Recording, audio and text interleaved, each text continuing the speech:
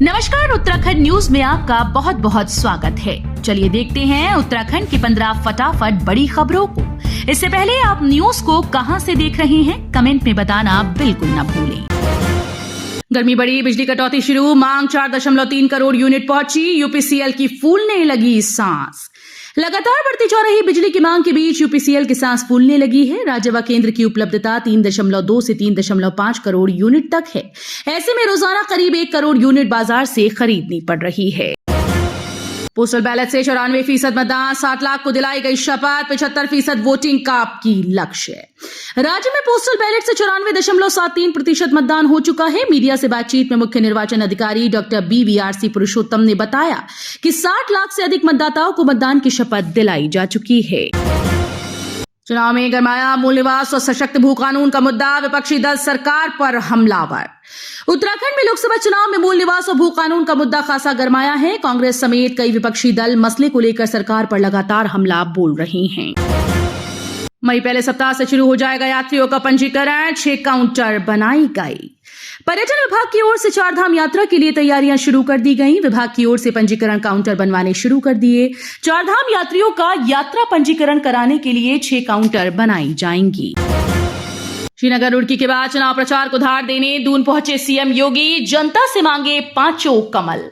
UP के मुख्यमंत्री योगी आदित्यनाथ श्रीनगर, गढ़वाल और रुड़की के बाद चुनाव प्रचार को धार देने राजधानी देहरादून पहुंचे। राजधानी देहरादून के बन्नू स्कूल में उनकी जनसभा आयोजित की गई।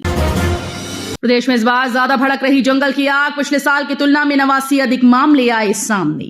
प्रदेश में इस बार जंगल की आग ज्यादा भड़क रही है। पिछले साल 2023 में 12 अप्रैल तक वनाग्नि की 156 घटनाएं हुई थीं, जिनमें 214 हेक्टेयर वन क्षेत्र प्रभावित हुआ था, जबकि इस साल अब तक 245 घटनाओं में 256 हेक्टेयर से अधिक वन क्षेत्र प्रभावित हो चुका है।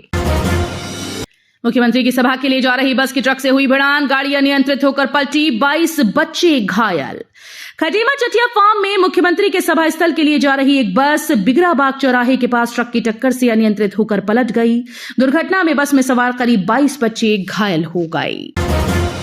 यमुनोत्री धाम के कपाट खुलने की तिथि और शुभ मुहूर्त तय। 4 धाम के पहले प्रमुख तीर्थ धाम यमुनोत्री के कपाट खोलने की तिथि समय पुरोहित समाज की बैठक में घोषित की गई। इस बार यमुनोत्री धाम के कपाट 10 मई को 10:29 पर रोहिणी नक्षत्र पर खोले जाएंगी। पतंजलि के शहद में मिली सुक्रोज की मात्रा दुगने से अधिक, नमूना जांच में पाया गया फेल, लगा जुर्माना। खाद्य सुरक्षा विभाग ने 30 जुलाई 2020 को डीडी हाट में गौरव ट्रेडिंग कंपनी से संदेह के आधार पर पैक्ड पतंजलि हनी का नमूना जांच के लिए लिया था। शहद में सुक्रोज निर्धारित मानक 5% के स्थान पर 11.1% पाया गया। कंपनी को समय समय पर अपने उत्पादों की जांच करने और अधोमानक खाद्य पदार्थों के जब्तीकरण की कार्रवाई सुनिश्चित करने के निर्देश दिए गए। ऋषियों ने तब से कैलाश मानसरोवर झील का पानी खींचकर बनाई थी नैनी झील। किनारे पर स्थित मां का मंदिर भी है बेहद खास। पुराणों के अनुसार अत्रि पुलत्स्य पुलह ऋषियों ने इस घाटी में तपस्या करते हुए तपोबल से कैलाश मानसरोवर झील का पानी खींचा, इसलिए नैनी झील को मानसरोवर की तरह पवित्र माना गया है। 15 लाख से अधिक सुझाव का सार है भाजपा का संकल्प पत्र। नड्डा बोले, भाजपा जो वादा करती है उसे पूरा करती है। भाजपा का संकल्प पत्र 15 लाख से अधिक सुझाव का सार है। संकल्प पत्र समिति के अध्यक्ष राजनाथ सिंह के अनुसार विभिन्न माध्यमों से आए इन सुझावों का गहन विश्लेषण करने के बाद उन्हें 24 संकल्पों में समाहित किया गया।